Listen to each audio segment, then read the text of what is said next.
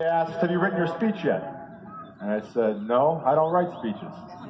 And they said, well, what are you going to have on the teleprompter? And I said, nothing. Leave it black. I don't care. And then after that, people reached out to me. I had many people reach out to me and said, I want to help you write your speech. Professional speechwriters said, I will help you write your speech. All these people said, I want to help you write your speech. What do you want to write? I can write it for you.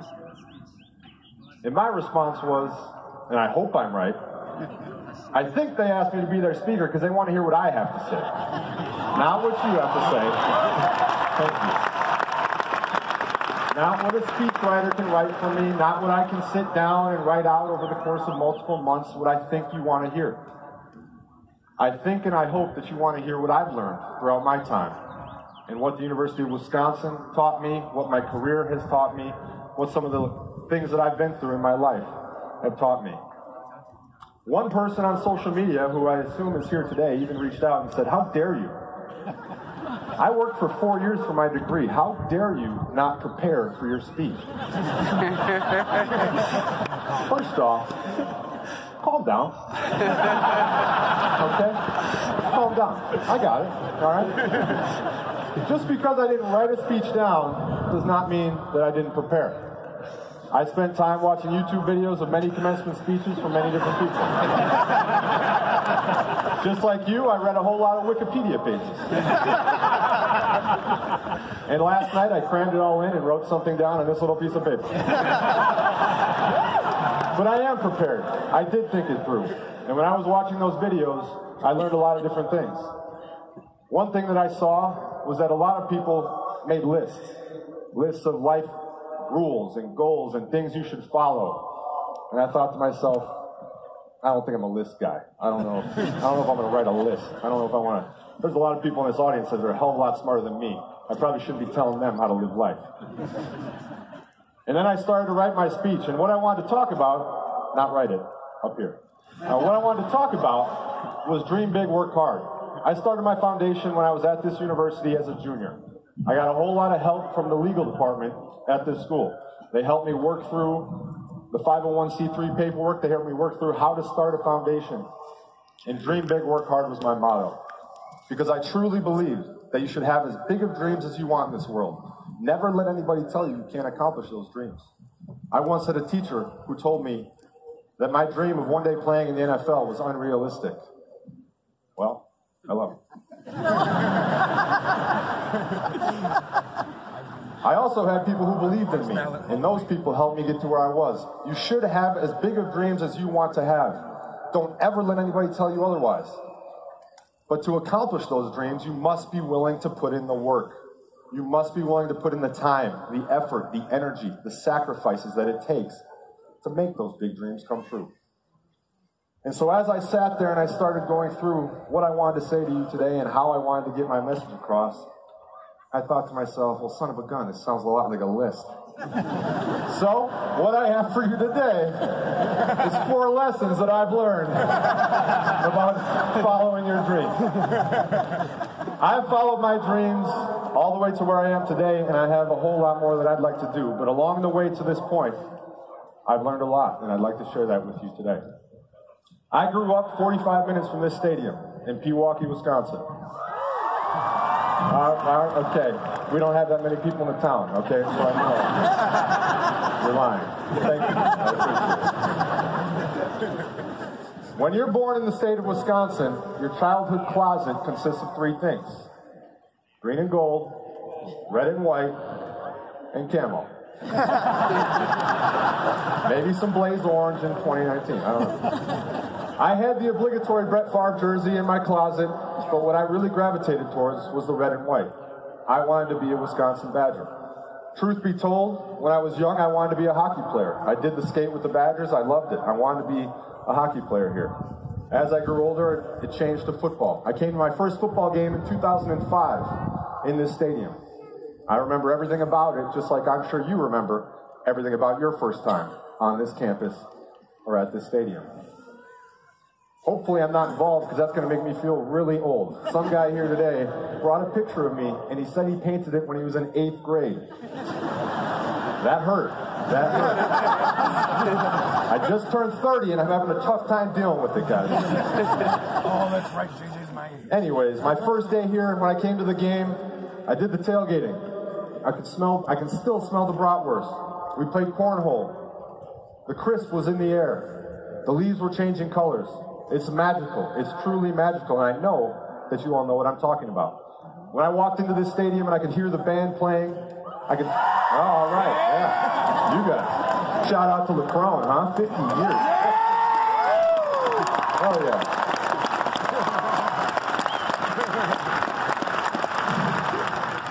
I could feel the tradition. I could feel the history. This place has something special about it.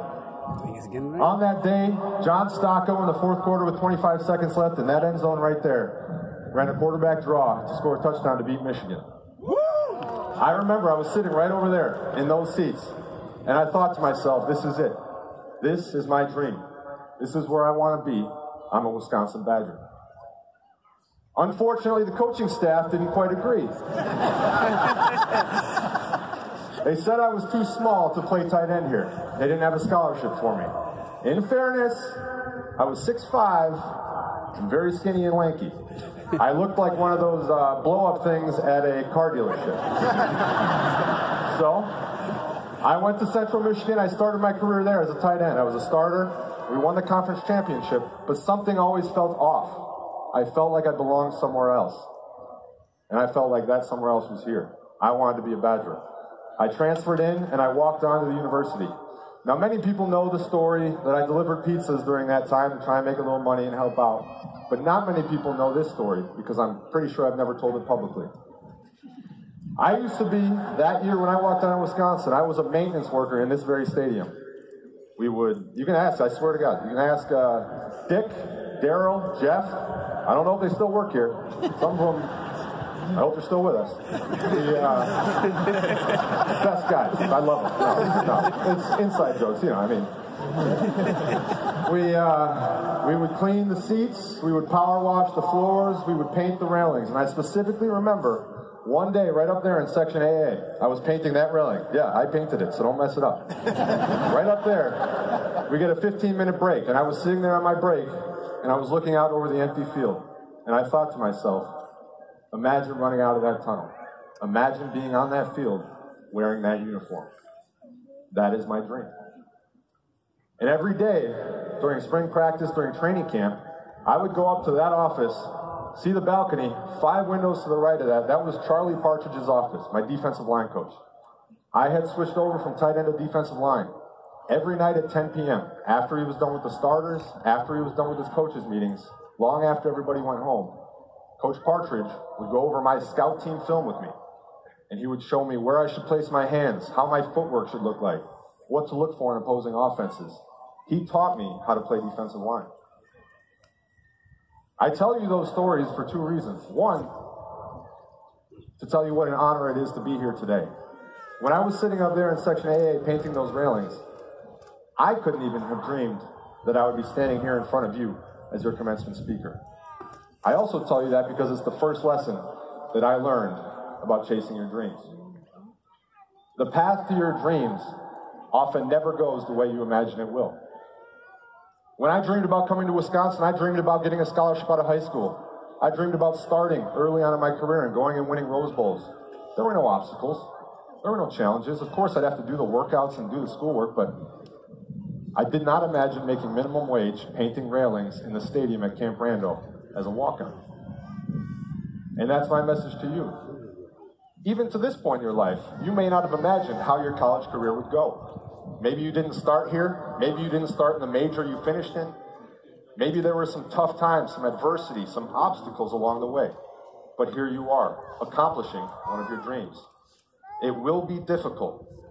It will not look the way you want it to look.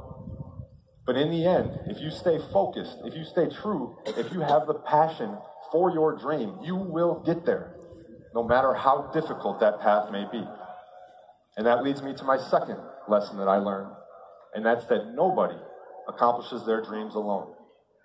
I implore you to find somebody on this planet who has accomplished their dreams without the help of another human being. Nobody does. You need help. both good and bad, positive and negative. Positively, my parents helped me financially when I walked on here, leaving a scholarship behind. Coach Partridge helped me learn how to play defensive line. I have family, parents, friends, teachers, coaches, teammates that have helped me along the way in so many positive ways. You might wonder, how can you be negatively helped? Well, in 2011, I was drafted in the first round by the Houston Texans. It was one of the biggest days of my life. One of my dreams had come true. I was ecstatic. I hugged my family. My high school coaches were there with me. The people who helped get me there were there. And then I went back to my hotel room that night and I checked my phone because I wanted to see what Twitter was saying and see how the reaction in Houston was. And I clicked a video of the draft party at the stadium in Houston. The first thing I saw was some dude at the top of his lungs booing his heart out. They showed a video of the whole draft party. They all booed me. The whole place booed me except for like 2 people. I remember watching the video thinking, all right, there it is. That's my motivation. You can take negativity one of 2 ways. I could have said, oh no, how am I ever going to win these people over? This is terrible. But instead, I said, this is my motivation. My entire goal is to come to Houston and to work and earn those people's respect. You can use negative energy to power your dream. The most recent example of somebody helping me came when my 2016 and 2017 seasons were cut short by injury. 2016, I had a second back surgery that ended my season. 2017, I broke my leg. In between those 2 things, my girlfriend tore her ACL. I had just recovered from my back injury enough to where I could help her with her ACL in the beginning. Then, as she got off crutches and she started to walk, but she still had to wear a brace, I broke my leg. I couldn't walk. I had to lay on the couch for 2 months straight and not walk. And my girlfriend, who was still recovering from her own ACL injury, had to take care of me. I remember specifically sitting in my kitchen one day, and I broke down and I cried. I was devastated. I was in tears, and I just let them flow. I was supposed to be the one taking care of her. I'm supposed to be the one taking care of other people. I'm not supposed to be the one getting the help. And that's the day that I learned that no matter how big you are, no matter how strong you are, no matter how tough you may be, everybody needs to ask for help at some point in their lives. We all could use a helping hand. We all can use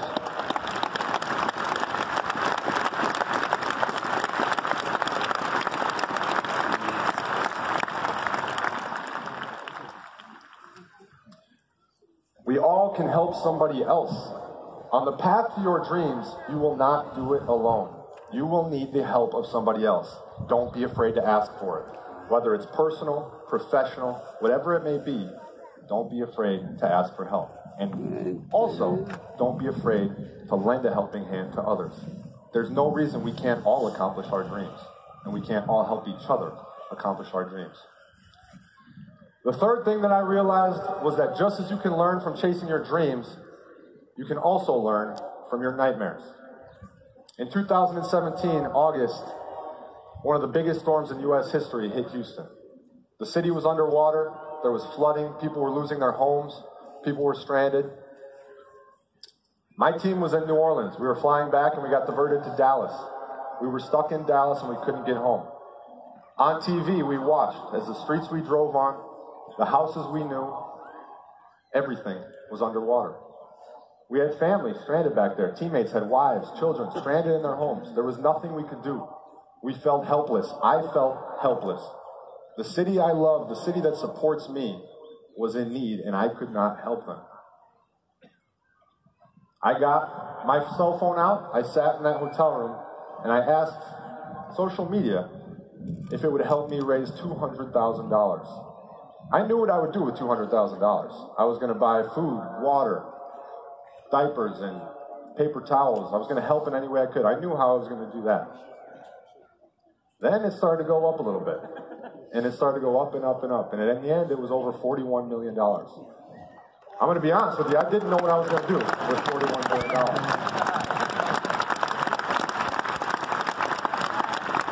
One of the first people I reached out to was a fellow Badger. You're going to be surprised at how many fellow Badgers you have in the world. and how tight this fraternity is. I reached out to Jake Wood, who started Team Rubicon. He's done incredible work throughout his career in disaster relief and helping out all different disasters, Hurricane Katrina and everything. He was one of my first calls, and he helped me figure it out. And we sat down and we talked through it, and we came up with a plan. Before the hurricane and before the fundraiser, I had developed a bit of a negative attitude, a cynical attitude towards the world. We live in a very negative time. The news is negative. The lead stories are always diversive. There's things that are dividing us and pulling us apart, and I was worried. I didn't have a whole lot of hope. But in an instant, with that fundraiser, with the letters, the donations, hundreds of thousands of people pouring in their support from all over the world, not caring about the religion, the race, the ethnicity, the financial status of the people they were helping, not knowing the people they were helping. The willingness to step up and help out their fellow human gave me hope. There is reason, there is good, there is true humanity out there in the world. We just need to shine the light on it. That hurricane fundraiser for me shined the light on how many good people there are in the world. It doesn't always make headlines. It doesn't always dominate our social media feeds. But I promise you, there is so much more good out there in the world than we realize. And the more that we can help to get that good out there and to shine the light on that good, we truly can make a difference. So I learned from that. Thank you.